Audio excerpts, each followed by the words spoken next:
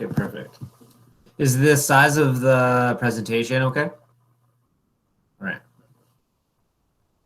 So before we get started, is there any specific questions in relation to the asynchronous lecture component? Now remember that the neurological system, its main function is to send an electrical signal from one area to another.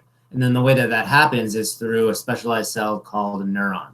And so that neuron has special properties that allow it to send a signal like dominoes from the periphery to the brain, or from the brain to the periphery, or anywhere sort of in between. And that's the way that those cells evolved, and then it became a system. And so those signals can change depending on what type of neuron or what type of receptors or what type of or part of the brain that is connected to. That signal can mean different things. But like I said in the initial lecture, we were going to understand the neurological system from sort of the ground up. So we're going to start at looking at the specific cells that are involved in the neurological system and sort of like the fundamental physiological properties of how that occurs. And what you learned in the asynchronous lecture is that the main sort of unit that allows that to happen is channels. The channels allow ions to move in and out of the cell. And then because of that, we can generate sort of an electrical potential or an electrical signal. Now, next week is the first midterm, and we're still sort of determining on how that is going to look. I've tried to upload the midterm to the faculty, and I'm going to do an announcement after, just detailing the number of questions. It's going to be 50 marks, 35 multiple choice, and 15 marks fill in the blank, which would include diagrams and questions. It shouldn't be too difficult. It covers 2.5 lectures, but I will present that in an announcement following the lecture either today or tomorrow. If there's any complications with how that is able to be uploaded to Canvas, then again, I'll relay that information with all of you. It's going to be completed on the computer during the scheduled lecture time, and it would be utilized using Canvas, and so Respondus and Respondus Monitor. Let me just pull up the questions. I'm trying to pull up the chat screen. Okay, there you go. Okay. You record them all. Sweet. It's during class time. Yep. 50 marks, 35 multiple choice, 15 marks fill in the blank. It's not going to be open book, unfortunately. Sorry. It's 2 lectures. Yes, webcam needed. I know, but that's okay. It's 2 lectures. I'll do it. We can do it all right now. Your other one is open book. Well, that's good. Then you only have to study for this one. Yeah, so 2.5. So the first lecture wasn't really a lot of lectures. It was just sort of the introduction. So it would be that component, and then last week's lecture, and then this lecture. It would also cover the information for the asynchronous lectures, as well as the topics covered briefly in the tutorial. Diagrams are fair game, but diagrams would only be, you would only be asked to label things that we discussed in words in the lecture slides. Yeah, it is a lot to remember, Brittany, but that's why it's broken down into only 3 lectures, midterm, 3 lectures, midterm, and 3 lectures. The averages for the course are very, very high. I'm confident that you can do it. I think that it is important for you to get this one under your belt because the content of the following lectures will be a little bit more. So this midterm would cover less material than the others. However, what you're going to learn is that every lecture sort of builds on itself. And so a lot of the words that you are learning, you relearn them in every lecture. And so hopefully, class, you can sort of build on neuroscience or the knowledge of neuroscience and be able to sort of get through this midterm. And then the next midterm won't seem as daunting because a lot of the material will be sort of already sort of understanding of, and you would just sort of build on that. Okay, so I know you guys are concerned about midterms. We can talk about it after the lecture. So just hold off your questions until we are done, and then we can go from there. Is that okay, guys?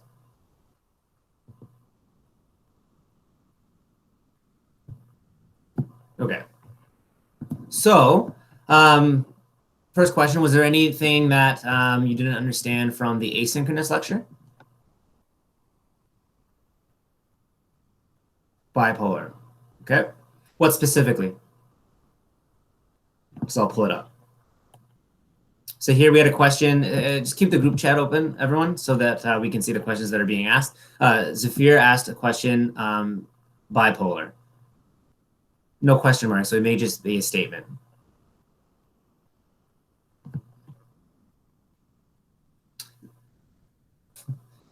Zafir, do you have a question about bipolar neurons? Or are you describing me? Because I'm pretty what you see is what you get. Positive energy. He's not going to answer. That's okay. So, oh, what is their function? Right. So the function of a neuron is to send an electrical signal from one area to another. And so depending on the type of neuron, you can have a large or small number of extensions. So in a bipolar neuron, let me just pull up the slide here. Okay. So here we have bipolar neurons. A bipolar neuron has two extensions coming from the cell body of the neuron. So you have two extensions. This would mean that there's two ends of the neuron. Whereas a multipolar neuron, see how there are multiple ends? So this would be a like 1, 2, 3, 4, 5. A 5-pole neuron, for example, versus the previous slide of bipolar only had two extensions. Now, bipolar neurons are specific to sensory neurons. And so that's why I brought it up. Bipolar neurons, we're going to learn, allows for an improvement in conduction flow. Okay, awesome. We have another question from Andrew. He asked, one of the questions related to how specific the membrane channels are. Each channel is specific to a specific molecule or ion. Yes, that's correct. So there is going to be channels for specific ions, and then there's the main ions, sodium and potassium, that are involved with the electrical potentials generated in neurons via action potentials.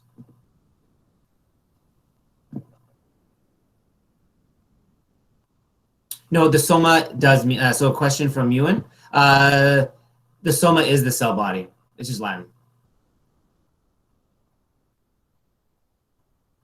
You're welcome. Okay. So here's an example of what an actual multipolar neuron looks like. See how there's so many extensions?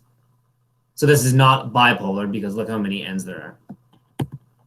But what this allows for a huge integration of, so each of these would be connecting to another neuron, or they would be a receptor.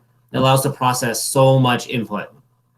Whereas for a bipolar neuron, there would only be a limited area of input.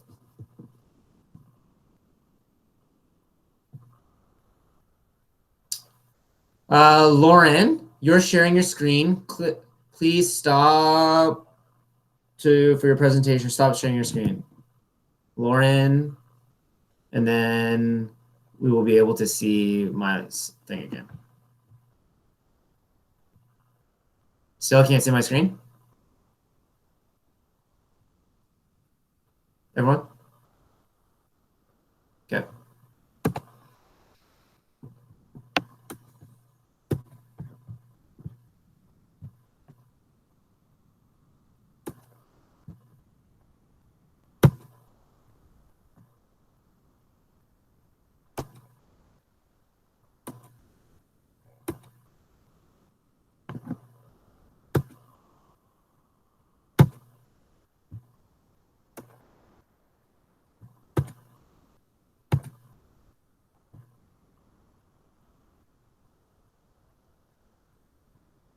The lecture quiz is due at 2.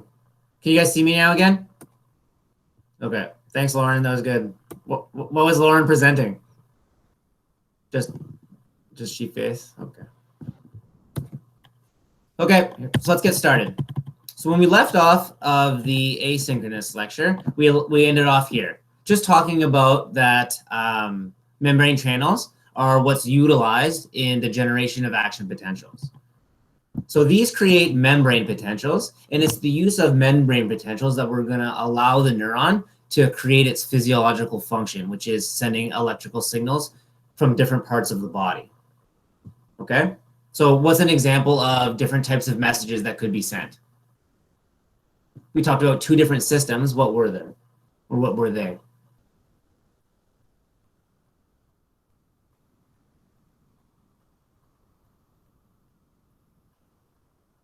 Yes, sensory motor, for example, right? So the neurons themselves all use the same electrical potentials. It's how we interpret the signal that makes it either motor or sensory or whatever, right? So think of like different sensory neurons. They all use the same membrane channels. It's just where it ends up in our brain is we will perceive that as pain or a tickle or hot or cold. In terms of a definition, an electrical potential is just defined as the difference in an electrical charge across a membrane. So if one side's more positive than the other, then we're going to have a positive charge, for example. Now, the rapid change in electrical charge across the cell membrane is how we generate the action potential. That's how the electrical signal is created. There are three types of electrical potentials that we need to know about that are utilized in the generation of our action potential, or basically the function of our neuron. They are the resting membrane potential, the local potential, and the action potential. So we're going to go through each of those now. The resting membrane potential is the membrane potential, the value of the electrical potential that is generated when the neuron is at rest or not transmitting information. It is a steady state condition, and it utilizes the neurons, or sorry, the channels that we talked about in the asynchronous lecture. In a steady state, there is no net change in the electrical charge across the membrane. So at rest, there is an electrical charge in the neuron. Does that make sense? So the way that the neuron is allowed to function as an electrical signal sender is that at rest, because of what we're going to learn about the sodium-potassium pump, there is always constantly a little bit of an electric charge. And what we utilize to create that is channels. Does anyone know from A&P what the electrical charge of a resting neuron is?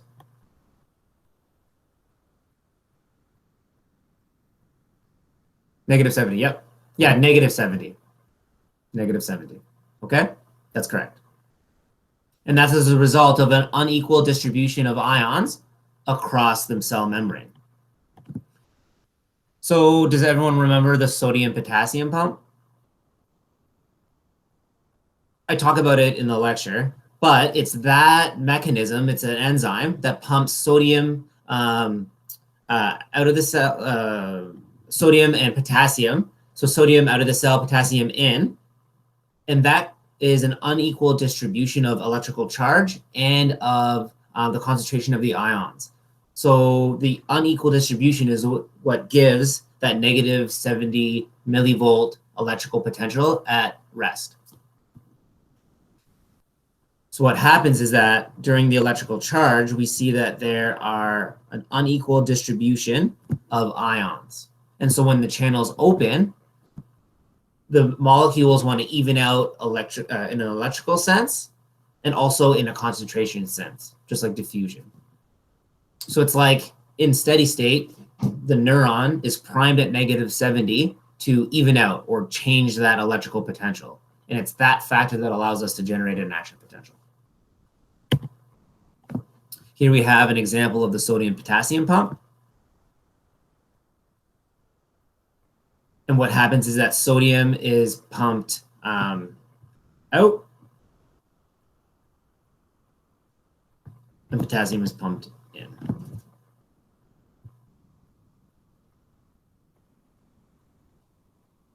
Okay, so here we have the sodium-potassium just zoomed in. The sodium-potassium pump is as a result of these little enzymes. So these enzymes are located all throughout the cell membrane of our neurons, and each of them utilize ATP or energy and constantly pump 3 sodiums out of the cell membrane and pump in 2 potassiums.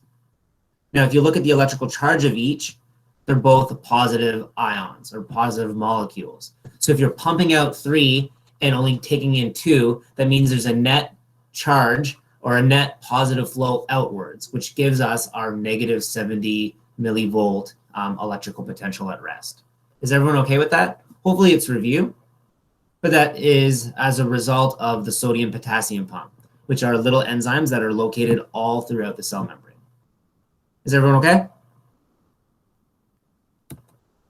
Oops. Yep, okay, good. Okay. Now, given the fact that our cell membrane or the neuron has a resting membrane potential, there are 2 ways that the membrane potential can change. It can go and have more of an electrical potential, or that electrical potential can decrease. These 2 terms are called depolarization and hyperpolarization. Depolarization is a decrease in the relative charge of the potential. So a decrease in our negative 70 millivolt resting membrane potential would be negative 60, negative 50, and anything down towards 0. You're decreasing the amount of charge. Whereas hyperpolarization is increasing in the relative charge of the potential. So a hyperpolarization of our resting membrane potential of negative 70 millivolts would be something like negative 90, negative 100, or going that way. Think of like integers or sort of like the amount of the number. Depolarization is when the number decreases. And then hyperpolarization is when that charge or number increases. So depolarization and hyperpolarization doesn't necessarily mean positive or negative. It's talking about the relative amount of charge. Okay? And that's the main take-home point from this slide. Is everyone okay with that?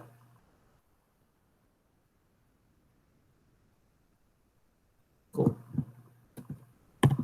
Okay. Our neurons can become like more excitable. When we're tense or when we're anxious, everything seems to be more excitable. Our neurons have an ability to modulate or become more sensitive or less sensitive based on altering our resting membrane potential. So modulation isn't it about local potentials? Modulation is a gradual, longer lasting change in membrane potential. And this is what allows our neurons to become more or less sensitive. If a membrane potential is depolarized, so think about if our resting membrane potential is negative 70, and then we have enzymes that allow that resting membrane potential to decrease to negative 60, what that means is that our overall resting membrane potential is depolarized, and it increases the likelihood of an action potential. Conversely, if our membrane is hyperpolarized, meaning that the resting membrane potential of negative 70 is higher, something like negative 90, that means that our neuron has more of a charge, and that means that an action potential is less likely. So that would make our neurons less sensitive to sending an electrical signal. So we have this electrical system called our neurological system that is designed to create an electrical charge and then use that to send signals across our body. We can take that system and either depolarize it and make it more sensitive or hyperpolarize it and make it less sensitive. Okay?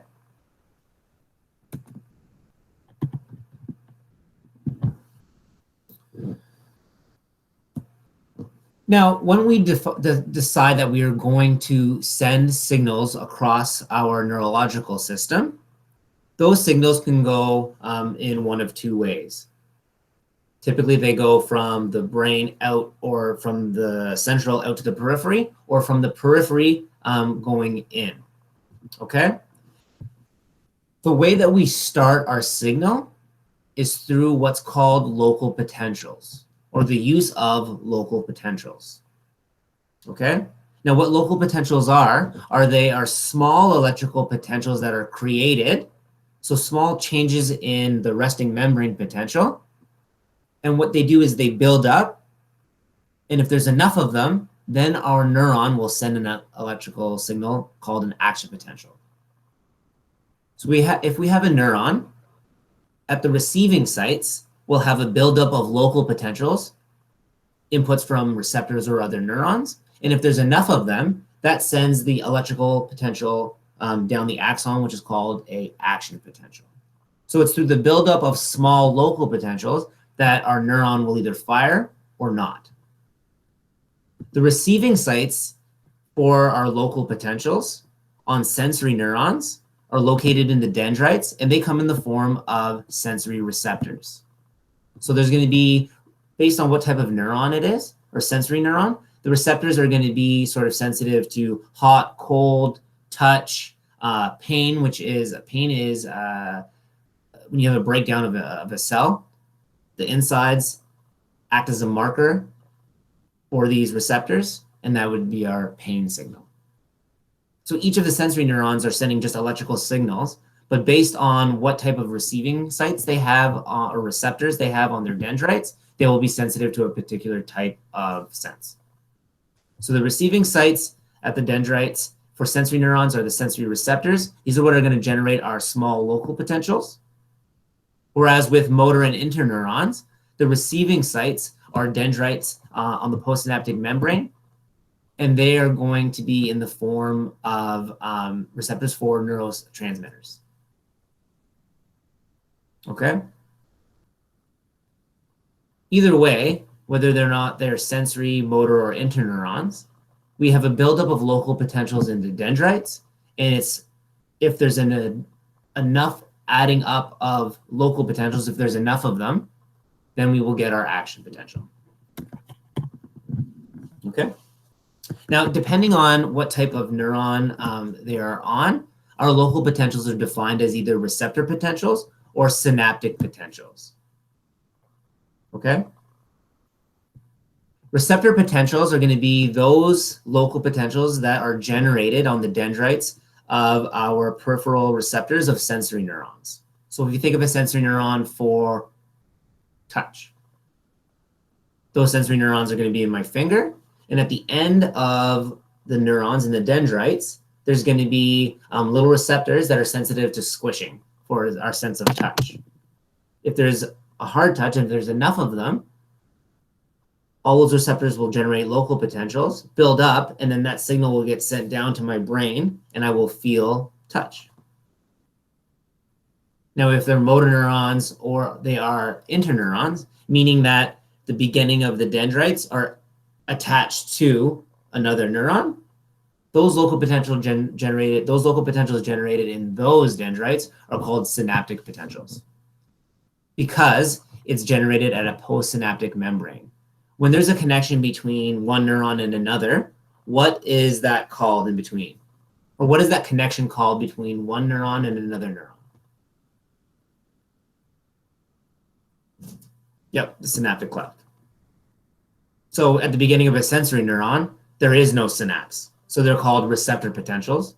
Whereas when there's a connection between two neurons, the local potentials that are generated on the neuron that is receiving the information, those are going to be called synaptic potentials. Okay? And it's the buildup of these local potentials which spread passively around the dendrites that will allow us to generate enough electrical charge to create an action potential.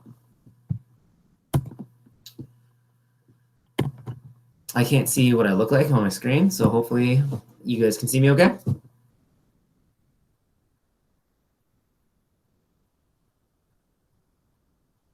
Boom. Okay. So let's continue on with local potentials. Now, local potentials involving the peripheral receptors are going to have modality-gated ion channels. So remember, the way that we generate electrical potentials or that sort of like physiological function is through the use of channels, okay? At our peripheral receptors, so those are going to be the receptors of our sensory neurons, we have what are called modality-gated ion channels. And it's these ion channels that are going to create the local potentials in our sensory neurons. So they're going to be specific to a particular type of modality based on what that sensory neuron is specific to. Touch, cold, heat, pain, tickling, that whatever the sensation is, there's going to be receptors that are specific to that type of sensation on the receptors of the sensory neuron. Okay? And that's why when I say local receptor potentials are going to be channels that are going to open or be sensitive to stretching, compression, deformation, or when they're exposed to thermal or chemical agents. Local synaptic potentials, remember, are going to be generated on the dendrites or the postsynaptic membrane.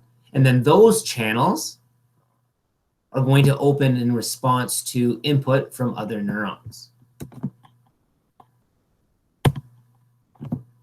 Brittany likes my shirt. Thank you. Dress for the job you want, not for the one that you have. Okay, so we've talked about local potentials. Local potentials are generated on the dendrites of our neurons, right? They could be sensory neurons or motor neurons, but we have small local potentials that are minute and they spread only passively over the dendrites and they travel only a short distance. Those are local potentials. What am I aiming for? I'll ask later. Okay. Action potential is the other type of potential that is generated in our neurons. And it's the action potential that allows the transfer of an electrical potential or a signal from one end of the neuron to another. And it's that sort of electrical signal that can travel far, far distances. So local potentials are just the buildup of small electrical potentials at the dendrites, whereas action potential is a all or none response that travels the length of the axon of the neuron. Okay?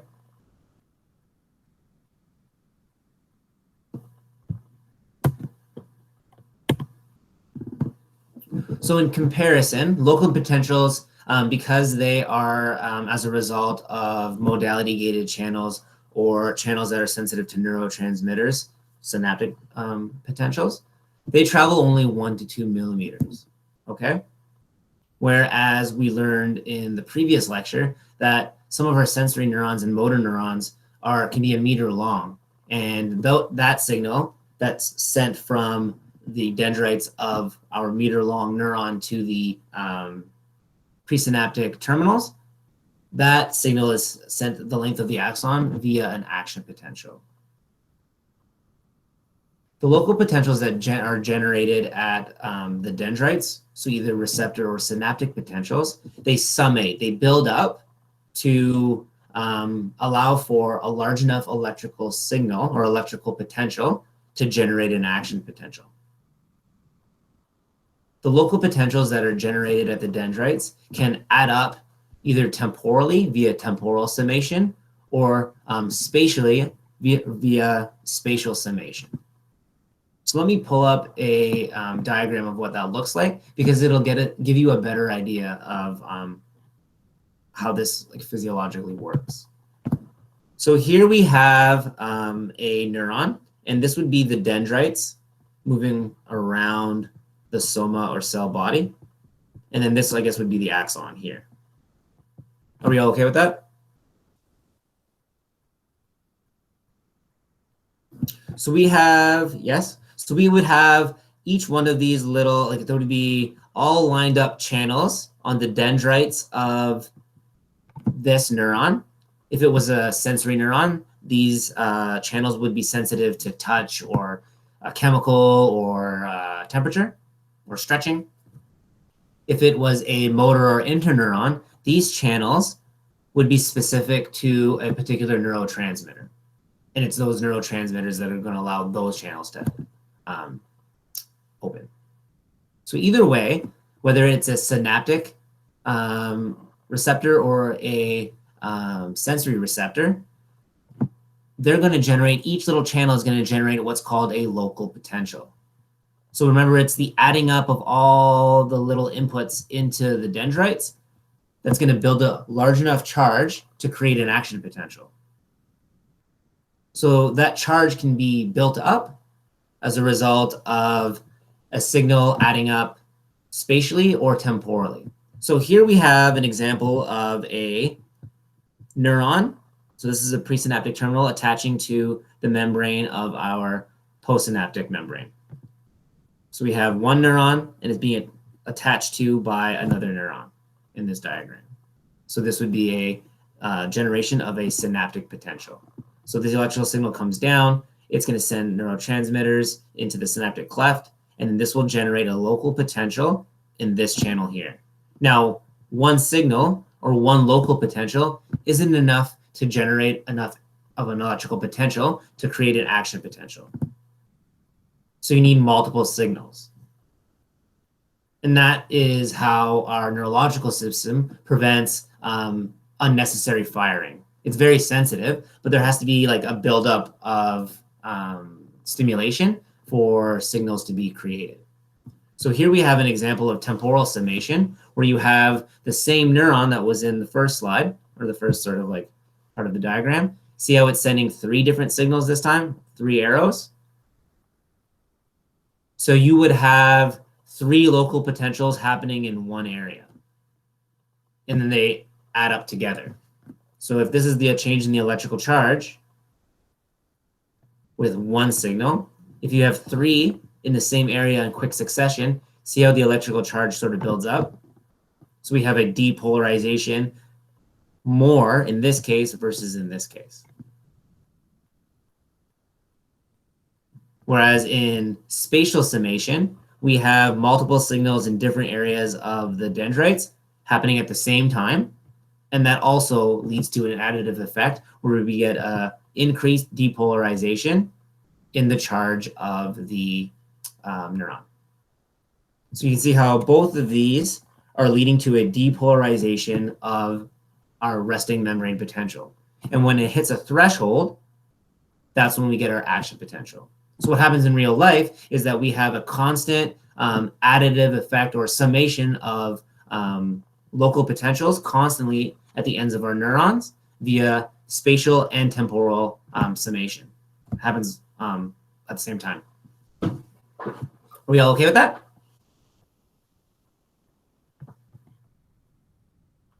Good. Okay. So this diagram here is just to sort of sequence what it would look like. So read it on your own time. But here we have the beginning of our signal. Let's say, remember I said everything starts with sensory. So here we have the dendrites in the form of a sensory receptor. So this would generate local potential. And then if there's enough action potential down our sensory neuron, see how it's a bipolar neuron. The next neuron in line was going to be activated by neurotransmitters or synaptic potentials. If there's enough local potentials, then it will create a action potential, and then that signal just carries on.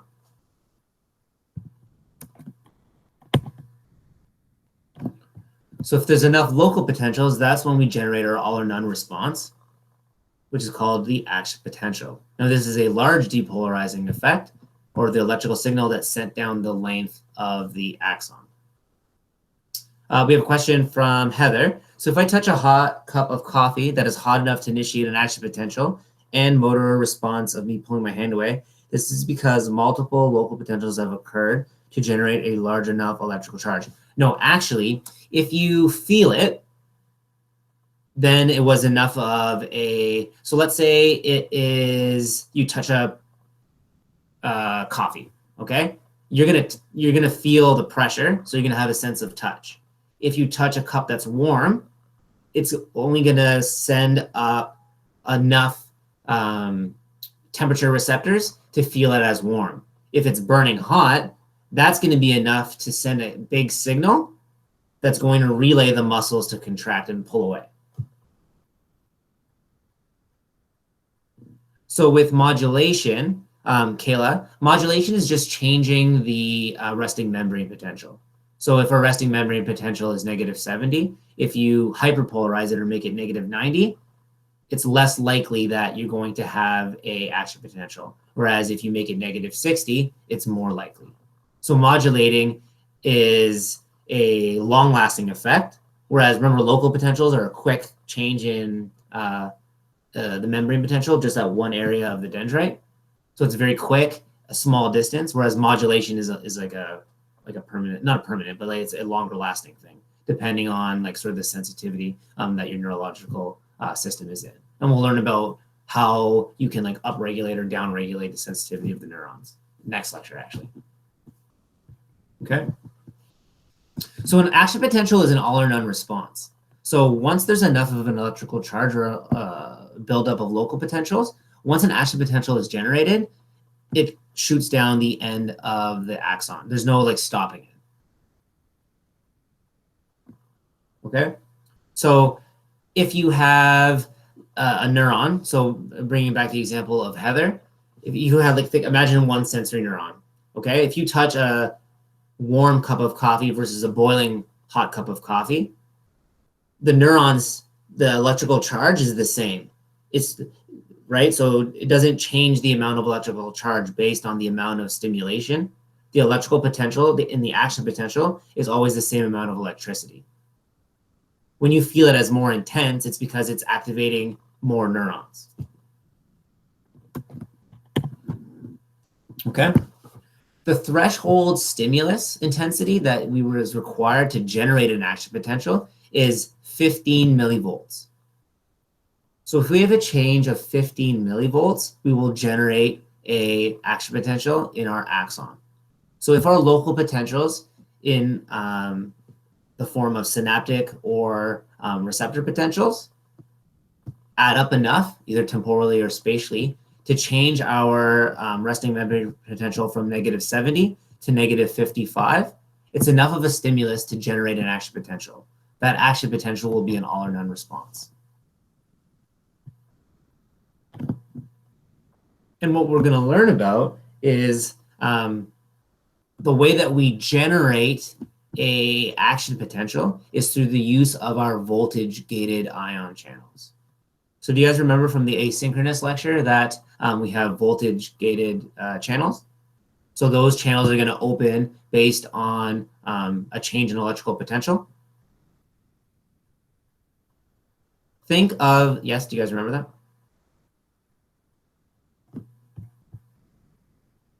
Okay, oh, perfect, okay. So think of, I don't know if you guys can like zoom in, like look real close. See the axon? See the axon has like positive, negative, all the length down the axon. Each one of those areas, think of it, each one of those would represent one voltage gated channel. So what it looks like, if you look under a microscope, the length of the axon is just voltage gated channels end on end. Okay, like dominoes. So look at the diagram. If we have enough local potentials that build up to create a change in our resting membrane potential that will add up to 15, so bring the resting membrane potential to depolarize it to -55, the very first voltage gated channel will open. And then once that one opens, the next one opens, and then the next one opens, and then the next one opens. And so it's like dominoes. Does that make sense? Perfect. If you zoom in, let me just check the next slide. If you zoom in, so this side is better. If you zoom in and look, there's two different types of channels. So we have our voltage gated channels. What happens is the first one is a sodium channel. So once we hit -55, it opens and sodium rushes out. So that's going to hyperpolarize the neuron, and that's going to lead the next voltage-gated channel, the next sodium channel to fire. So sodium channels cause the action potential. The potassium, so it's timed. Once the sodium channel opens, the potassium channel will open, and then we have potassium rushing into the cell.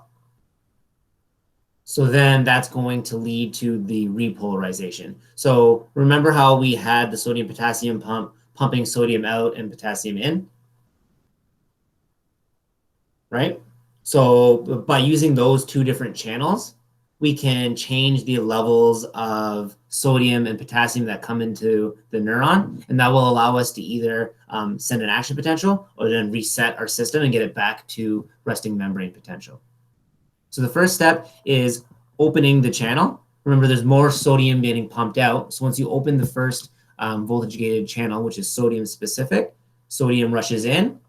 Negative 70 goes to, negative 55 goes to usually like almost like 30 millivolts. Once we hit a peak of voltage, the potassium channels open. And because potassium is in the neuron, it rushes out.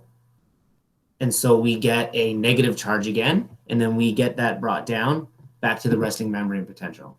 And actually what happens is that because it rushes out so quickly, the potassium, for a split second, our resting membrane potential is actually more negative than it was. So it's actually hyperpolarized for a little bit. So you see how it goes from negative 70, sodium channels open. It goes to 30. This is where action potential is happening. Potassium channels open. And then we get our negative charge rebuilding. And for a brief moment, it's at negative 70. No, it dissolves out of wherever that channels is. So this is going to be all specific at the axon. It's so small, right? It's very, very like really, really like focused in that spot. It has to be focused, or else the neurons would just fire and like we wouldn't be able to really control the system.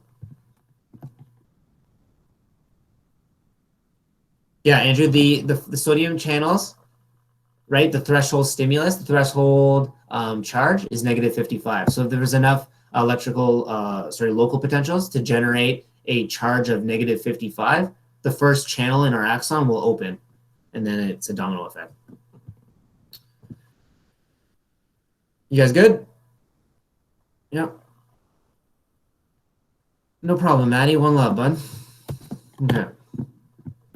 So there is a moment called the absolute refractory period. Remember how the action potential is an all or none response. So there's a moment in time, like that system can be reset, obviously, right? The neuron is just in fire once, it can fire repeatedly. But there's a moment in time is when you send an electrical potential or an action potential, sorry, there's a moment in time where you can't send another one because the charge has to build up again.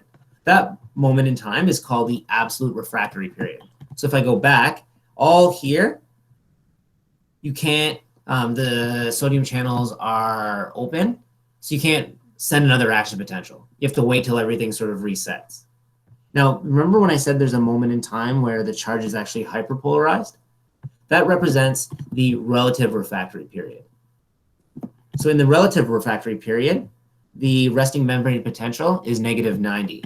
So in this moment in time, if there was so much stimulus at the local potentials that you had enough to still, even though it was negative 90 to start, enough local potentials to still make it negative 55. And that's in the presence of a large stimulus or a lot of input going into the dendrites, you can fire the neuron again. And that's during the relative refractory period.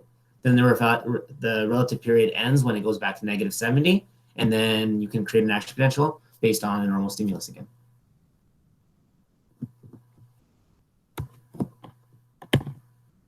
So here we go, absolute refractory period, relative refractory period. So in the absolute refractory period, sodium channels are open, so they can't close and then reopen again. Whereas the relative refractory period, the sodium channels, which are what causes the fact of our action potential, they can be reopened in a presence of a large stimulus. And then now we're back to resting membrane potential here. Okay. We have a video if you guys want to see that, so we don't have to show it in class. But I just want to make sure, is everyone good? My goal is to kind of show you that the neurological system is very complicated, obviously. But if you look at it from the ground up, we have to understand how it works. And so if you look at it from this whole channel level, it's sort of like a bit of a simple concept, hopefully. Yep. And then here, we just have a diagram again showing the example of what would happen with our action potential. Each one of these represents a group of channels. So we have like dominoes, enough of a charge to create a action potential or a opening of the first sodium channel, and then that system gets sent down the length of the axon. So this could be a meter long.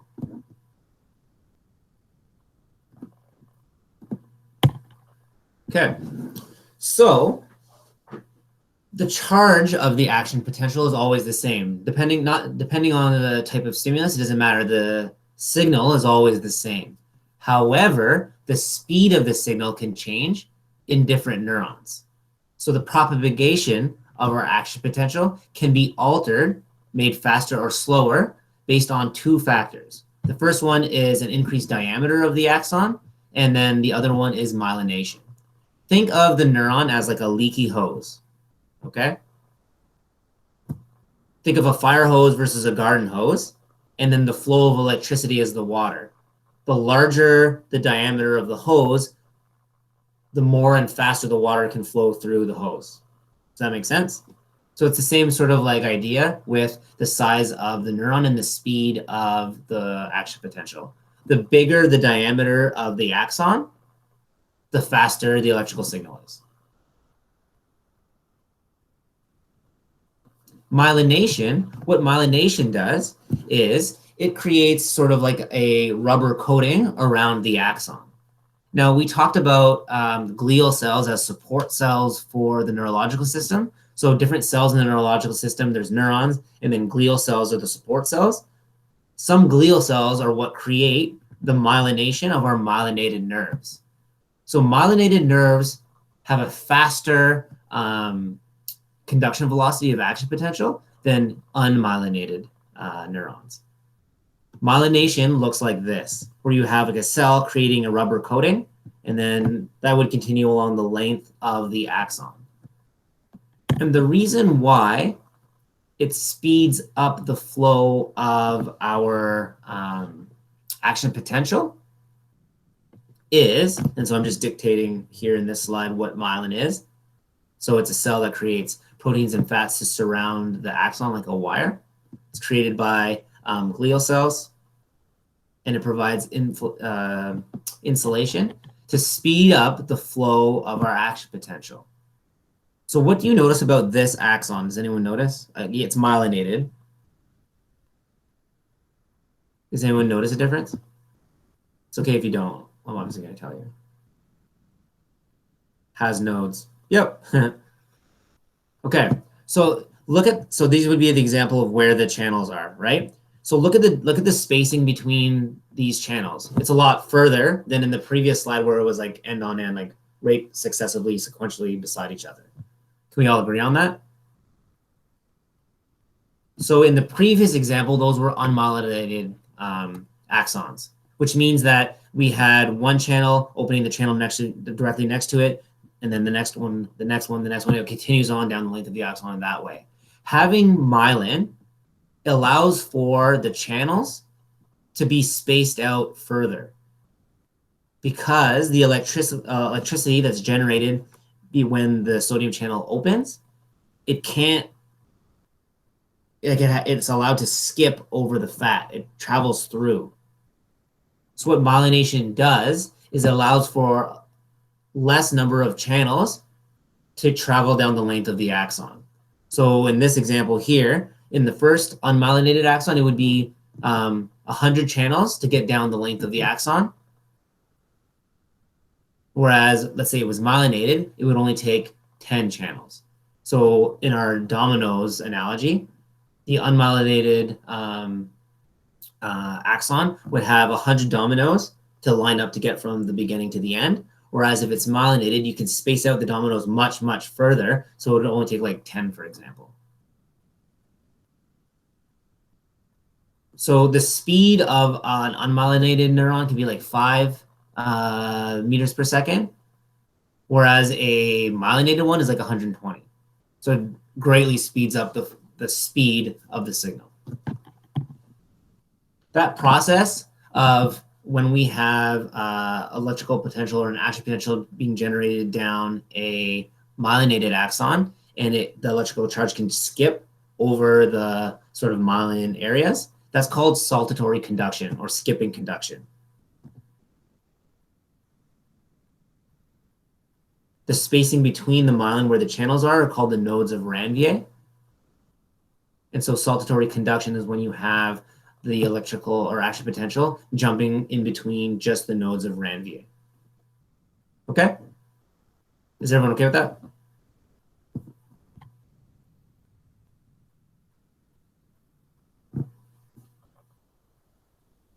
Everyone okay?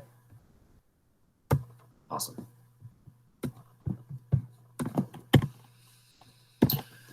Okay, so now we're just going to finish off the lecture. So we have two other like sort of components. The first one is talking about interaction between neurons. So we have our, you're stressed. Okay, that's good that you told me. Go through the material. We're going to record the lecture, obviously, and then review it. Hopefully by going through it a couple times, everything is sort of going to come together. And then email me if you have any questions. Okay. So there are, our systems are grouped based onto the direction of flow of information. So afferent neurons send information where? From the sensory up to the brain. Efferent neurons are like our motor neurons. It's sending information out from the brain out to the periphery. Interneurons are the neurons in between the motor and sensory neurons. So they can go, depending on where they're connected to, they can go either afferent or efferent ways. Now, the way that our neurological system works so efficiently is through having so many connections in between our motor and sensory neurons. So one signal can be sent to a large number of areas, or a large number of signals can be sent to one area. And that's the point of our interneurons. For every motor neuron, we have 10 sensory neurons. We would have 100,000 interneurons. So the way that we're able to process so much information is that everything is interlinked through what's through the use of interneurons. So that just means that in terms of interaction between neurons, we can have converging signals where we have multiple signals from different neurons being sent to one neuron, or we can have diverging signals where we have one neuron sending signals to multiple different neurons. So it's not just a one-to-one ratio, and that's just really briefly what I wanted to get across in this point, is that remember, our neurological system can be so, can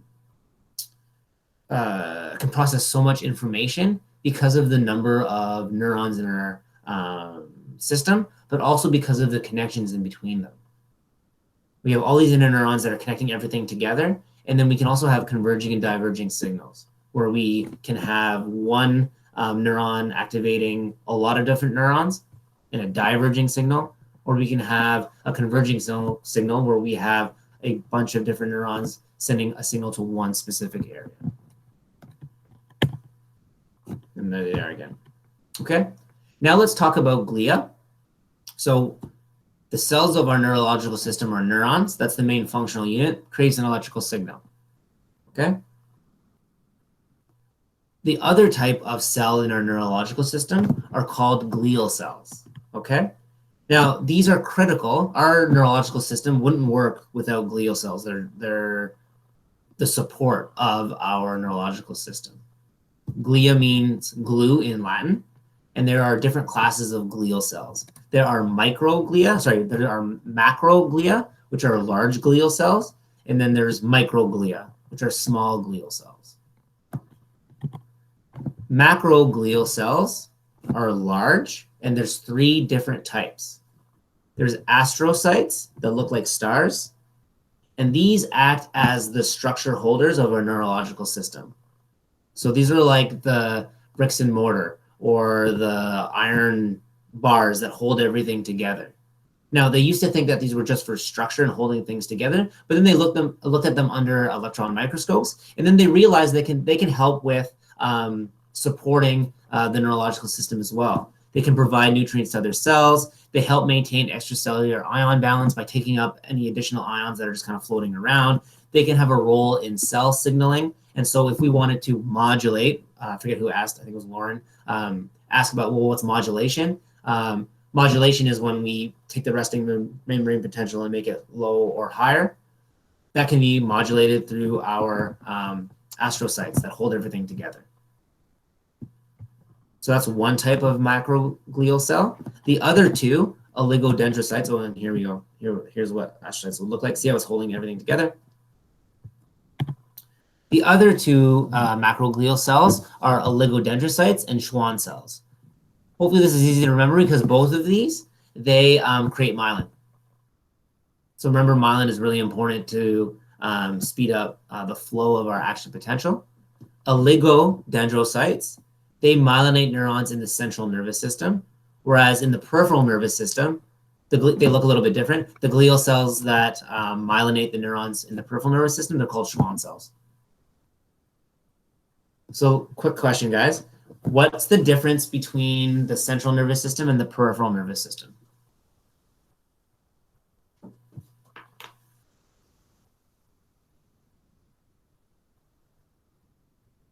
Yeah, exactly. Boom. So in the central nervous system, everything encased in bone. So in the skull and the vertebral column, the glial cells that create myelin are called oligodendrocytes, right? Because it's all like within the spinal cord, they're all clumped together. Whereas in the peripheral nerves, we have Schwann cells that create the myelin. Yeah. Now, so that's the three different types. We have astrocytes, oligodendrocytes, and Schwann cells. Those are our macroglia. We have one type of microglial cells, and that is the microglia. They're just called microglia.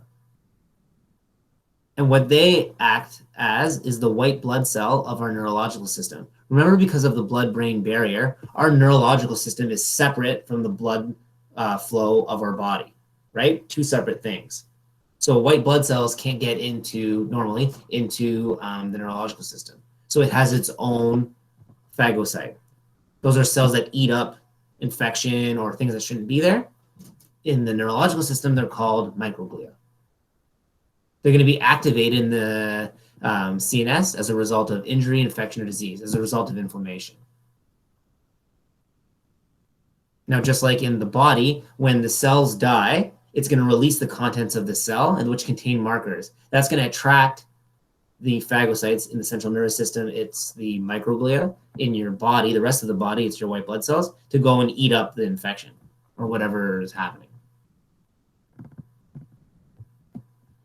You guys okay with that? And so what we see is that in the process of inflammation in the neurological system, called neuroinflammation. So inflammation in the body, we have inflammation, white blood cells help, right? In the nervous system, it's called neuroinflammation, and it's going to be microglia that come in and help the injury. So they're going to eat up the infection or the debris as a result of whatever trauma sort of occurred. Now, the reason why I'm bringing this up is because the system is important. We need to be able to heal and stop the inflammation of our neurological system if it's injured, so it can have a beneficial effect. However, what we notice in the neurological system, that a lot of neurological diseases are as a result of too much activity of neuroinflammation. And that can lead to harmful effects, where we have the microglia attacking itself, and we have the death of healthy neurons. We see abnormal activity in a lot of different neurological conditions, such as stroke, Alzheimer's, Parkinson's, and multiple sclerosis.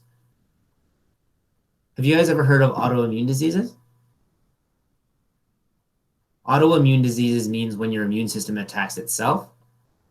So a lot of the neurological diseases, and the ones that I'm going to present today, are as a result of an autoimmune disease of the neurological system, where we have our microglia attacking not just like infection or just bad things or foreign things, it's attacking itself. So it's a problem where, in this case, the neuroinflammation is too much and it's attacking healthy neurons, or typically what happens is it attacks the myelin. So I wanted to put like a sort of clinical aspect on it to understand how, so a lot of these neurological diseases can be for a small little reason, but it leads to these like big global effects. And that's what we see with neurological diseases. So here we have a slide just depicting neuroinflammation. See, we have our macroglia holding the neurological system together. Here we have neurons, and then we have a microglia that would be eating like these dots, which would be bacteria or foreign bodies or debris. I wanted to bring up two different autoimmune diseases because they're an example of when neuroinflammation can be too much. A peripheral neuropathy is an example of a pathological condition where we have a change in our peripheral nerves, or we have an injury to our neurons in the periphery. So a neuropathy is a problem with a neuron or a problem with a nerve. Peripheral means that it's happening in the peripheral nervous system. Now, typically what can happen with peripheral neuropathies is that they can be a result of repeated trauma or sort of like a buildup of antibodies or metabolic abnormalities. But with peripheral neuropathies, you have the loss of myelin around the peripheral nerves. So the peripheral nerves are typically myelinated neurons. So has anyone ever heard of, let me come up with something, sciatica or carpal tunnel syndrome? Okay. So carpal tunnel syndrome is when you have an injury in the median nerve, and then you get the symptoms of pain, tingling, numbness in the distribution of your hands, which is where the median nerve goes. The compression is usually here or in the neck. And what happens is with repeated trauma, so it's usually from typing or like a computer posture, you get repeated sort of pinching of a specific area. That increase in inflammation can lead to the degeneration of the myelin in that area. And so what happens is the action potential would like kind of slow down where the myelin is gone. And so you get a problem with flow, and then globally leads to what we see as losses of whatever that nerve is responsible for, senses of sensation or pain or weakness. Yes, myelin can regenerate. So we had a question, can myelin regenerate? And yeah, so as long as the sort of the reason why that is happening, whether it be trauma, repeated trauma, an infection, or an autoimmune disease, once that stops, then it just goes back.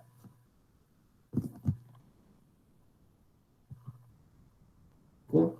So these are specific. So not all injuries are as a result of myelin degeneration.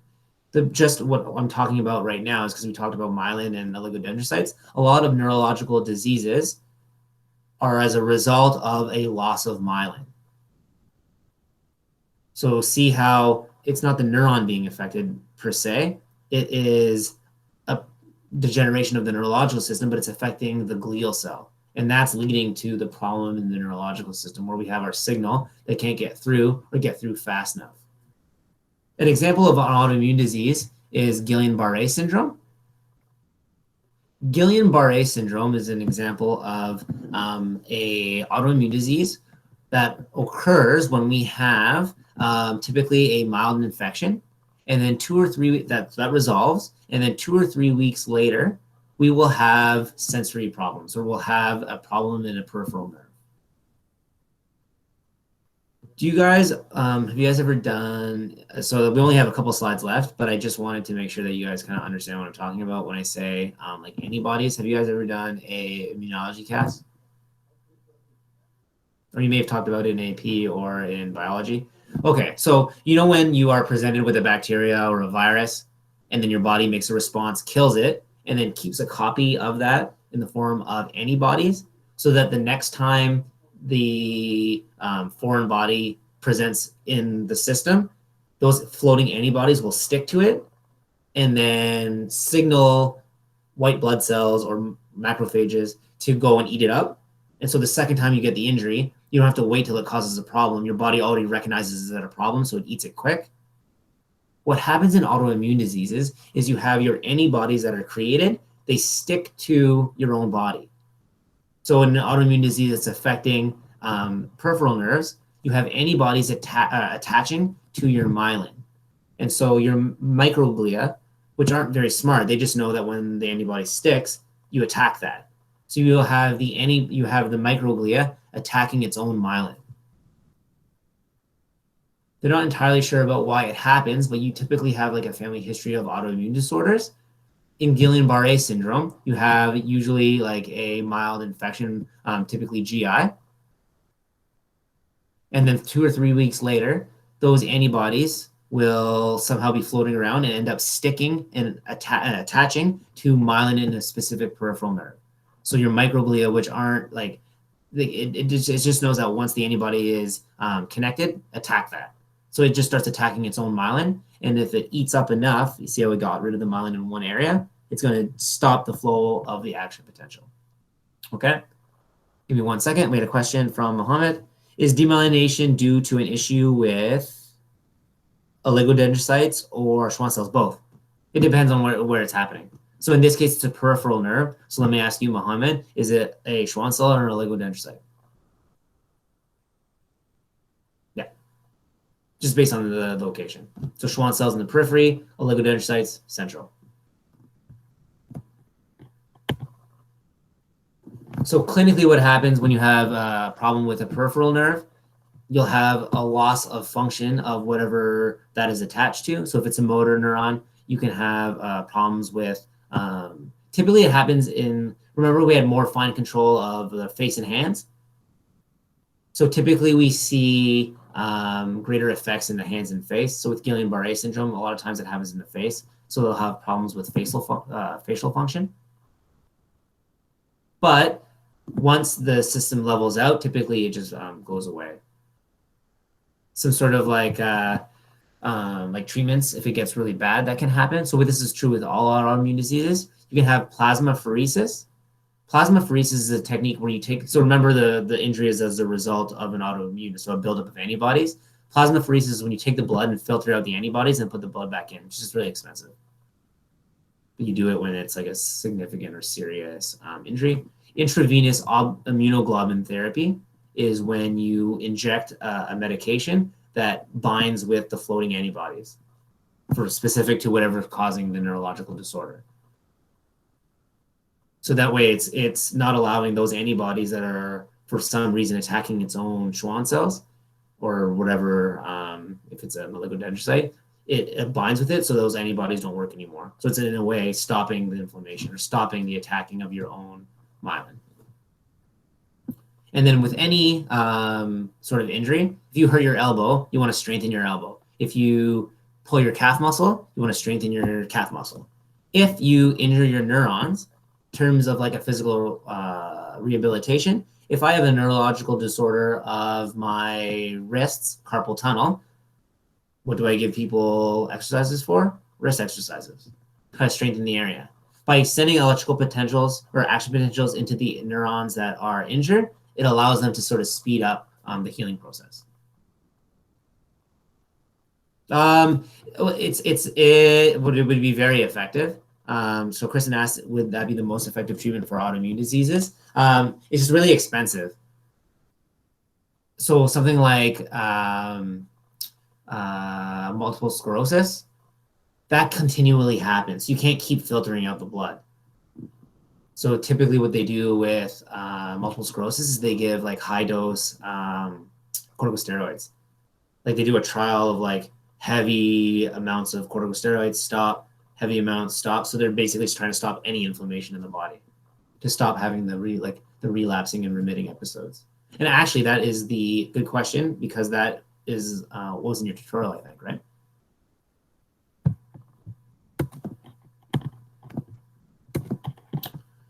Oh, that's what we're talking about now. So another example of autoimmune disease is our multiple sclerosis.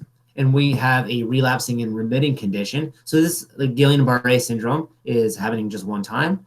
Multiple sclerosis is when we have these sort of like, it's the way it's diagnosed is that we have these repeating neurological disorders or repeated dying or attacking of either our oligodendrocytes or our Schwann cells, so the myelin, in parts of the body. So what happens is you get a buildup of antibodies, and then they will attack one sort of neuron. It'll happen for a couple weeks and then stop. And then 3 months later, it'll attack another nerve or another neuron, like a group of neurons, right? So maybe like you'll have like, can't see out of one eye, or you have blurry vision, or you can't you'll have like facial drooping on one side, and it'll go away. And then 3 weeks later, you'll have wrist weakness, because the parts in the neurological system that are getting affected by that autoimmune disorder, it seems to like keep changing. The diagnosis is difficult, but typically what happens is, and you'll see this in the tutorial, is that you have this like buildup of sclerotic plaques in the neurological system, which shows repeated. So after the area is done, you'll have like a leftover inflammation, and in the form of a sclerotic plaque, it shows that there was inflammation there before and it's resolved. And so an MRI diagnosis will show multiple sclerotic plaques in the brain and central nervous system and peripheral nervous system of the people that are affected with this disorder. Does anyone know anyone with multiple sclerosis? It's very, very common. Typically, it occurs in females between the ages of 20 and 40, but it does happen in males as well. There's different types, but the main sort of similarity between the different types of them is that relapsing and remitting inflammation of the neurological system in different areas of the body. Caroline has an aunt that has it. Kayla says, does it ever go away?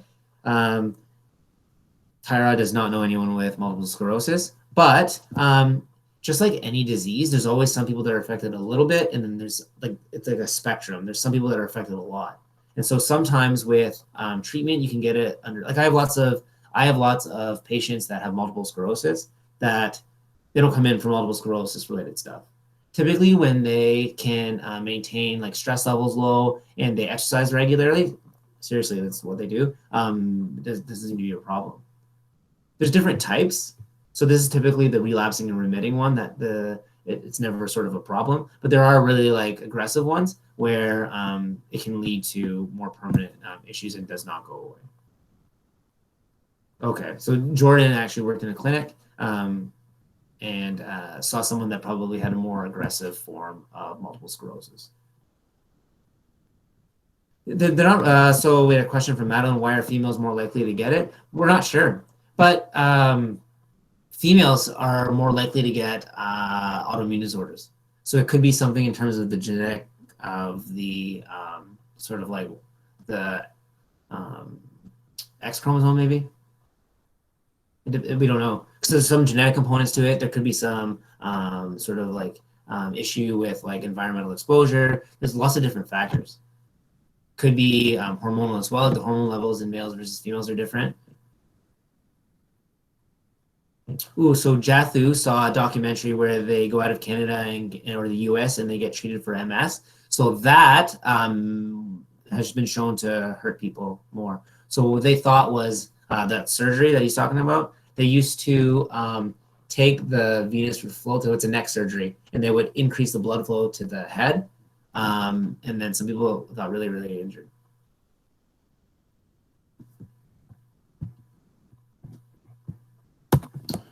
Okay, 2 more slides, sorry. Yeah, see, Jathu, yeah, that's the one. Yeah, so they don't do it anymore. Actually, I remember I was working at a restaurant. I was working at Boston Pizza. This is like 9 years ago, maybe.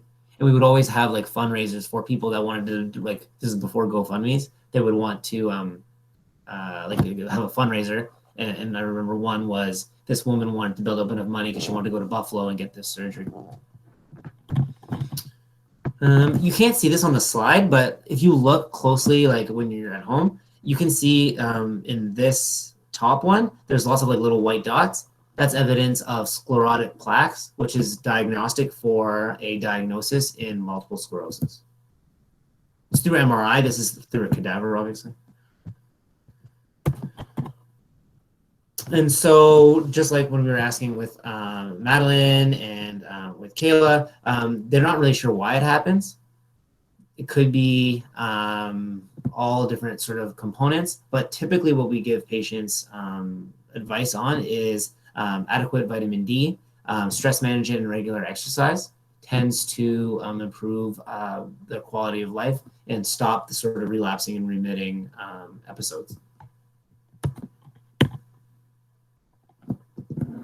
And then there was this one idea, this last little thing is that now that the big buzz is stem cells, right? So oligodendrocytes can regenerate. The problem with neurons is that typically neurons don't regenerate, right? So what happens is if a neuron is injured, if the proximal end of it is still alive, it'll regrow. But if the whole neuron died, then you can't like create a new neuron. You can't regrow that unless you had stem cells. So in terms of neurological diseases, a lot of research is going into the utilization of stem cells to improve, like, for example, like spinal cord patients. Are you guys okay? So that was the lecture. Did I go through it too quickly, or Do you find that it was okay? It's going to be recorded, obviously. So then hopefully you can just keep rewatching it. Personally, what I like to do is you can see at the beginning of each of the synchronous lectures, there's the breakdown. Use that as the guide. So take the information and then like the way to learn lots of information is to chunk it. Okay, that's the process of like putting everything into groups. So if I gave you like 100 things to remember, it would be hard. But if I gave you 10 things to remember and each had 10 things associated, it would be a lot easier. The way to memorize is to break things into components. So I would suggest breaking the things down into the way that I did in the outline. That's why I did it. Because again, like Jessica was saying, she's sort of a bit overwhelmed. That's what happens when you learn sort of like a new course that's a lot of material. But that's why I've had 2 midterms and then non-cumulative final. So it's all 3 lectures. So this is a good one to start off with. And again, like I said, I'm going to be posting a breakdown of the midterm probably tomorrow. It's going to contain multiple choice questions, and it's going to contain some short answer. So for 15 marks. Not going to be, the idea isn't to make it difficult. The idea is to just test comprehension. The questions in the asynchronous lectures are a lot easier, obviously, but I'm not looking to sort of like trick you guys. I'm not that kind of guy. I'm just wanting to make sure that the content is sort of like in your heads. Okay. Carolyn said, found it a bit fast, but appreciate perfect. Sorry. If you want, Carolyn, just like, I guess I just get it on my own train, but if you want me to slow down, just feel free to just text me or put it in the chat.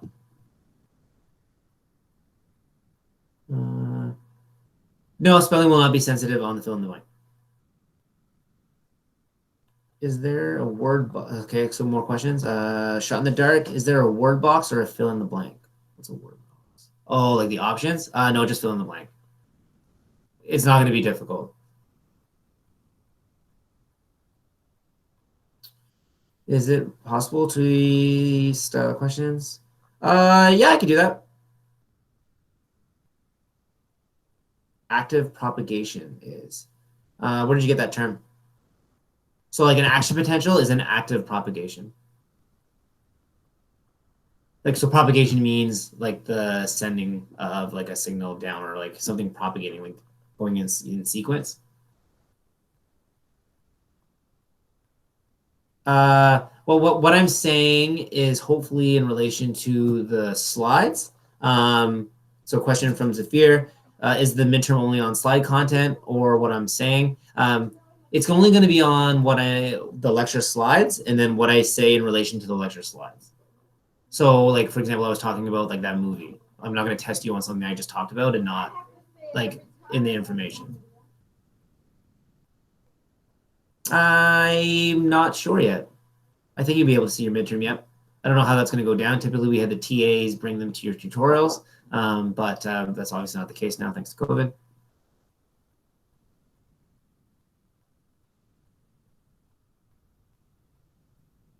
We'll go back on questions. Yeah, you should be. I don't know how it's going to go down, but I'll put that all out in the memo. I think with the multiple choice, you can't backtrack. With the short answer, you can. Yes, the yep, the asynchronous lectures are the beginning of the synchronous lectures. So that'll be covered, and then also the tutorials, yeah. Is the tutorial coming on Monday on it? It would be, yeah.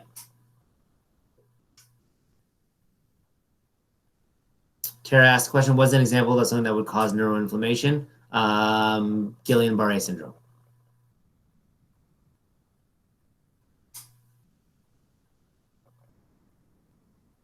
Any other questions?